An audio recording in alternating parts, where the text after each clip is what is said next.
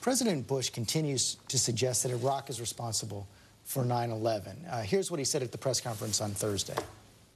The same folks that are bombing innocent people in Iraq were the ones who attacked us in America on September the 11th. And that's why what happens in Iraq matters to the security here at home.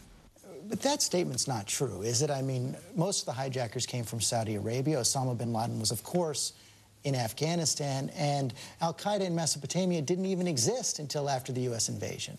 The president was not saying that Iraq called 9/11. What the president was pointing out was al-Qaeda did 9/11, and al-Qaeda has made Iraq the central front in the war on terror.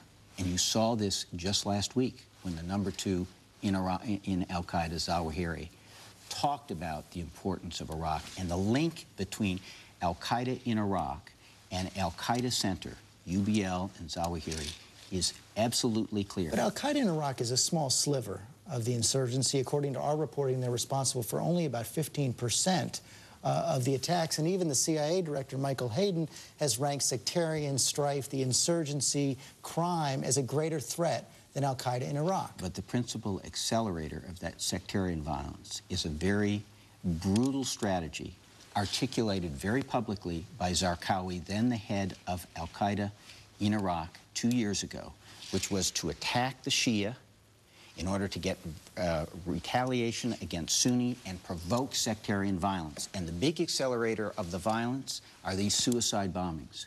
These are overwhelmingly al-Qaeda.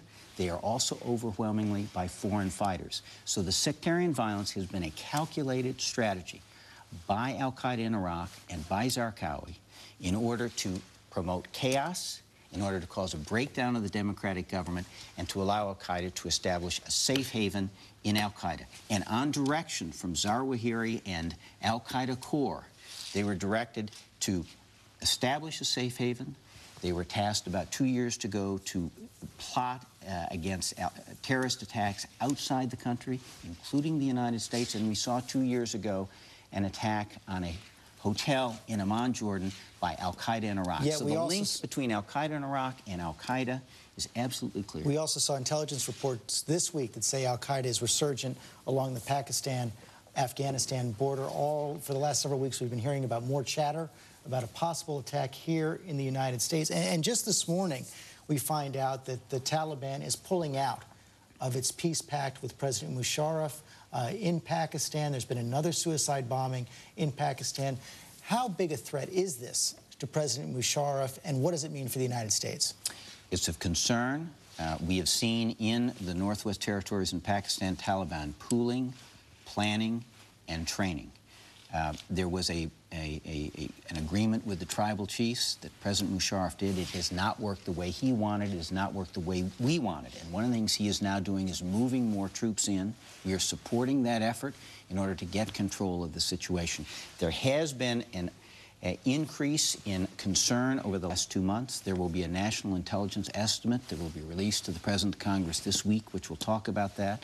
And we'll have opportunity to explain to the American people what we've been doing in response to that threat. But the threat is greater now.